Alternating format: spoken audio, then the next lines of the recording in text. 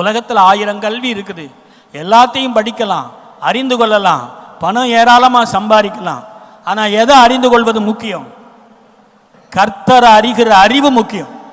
என்னை உண்டாக்கின தேவனை நான் அறியணும், என்னை உருவாக்கின தேவனை என்ன செய்யணும்?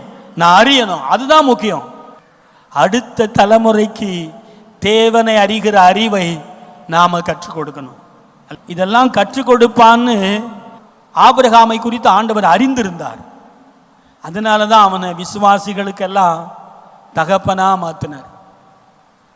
ஆபிரகாமுக்கு நான் ஒரு விஷயத்தை சொல்லிக் கொடுக்கிறேன், அது ஆபிரகாம் மட்டும் கை கொள்ள மாட்டான், அடுத்த சந்ததிக்கும் அதை சொல்லி கொடுப்பான்னு சொல்லி அறிந்திருந்தார்.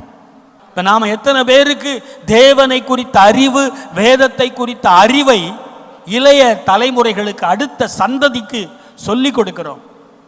வேதத்தை உட்கார்ந்து எத்தனை பேர் வாசிக்கிறோம்? நிறைய வீடுகளில் குடும்ப ஜபம் இல்லை. சர்ச்சுக்கு எப்போ போகணும்? வயதானதான் போகணும் அப்படின்னு ஆயிடுச்சு. இல்லைங்க, சிறு வயதிலிருந்தே தேவனை அறிகிற அறிவில், வேதத்தை அறிகிற அறிவில் பிள்ளைகள் என்ன செய்யணும்? வளரணும். ரொம்ப முக்கியம்.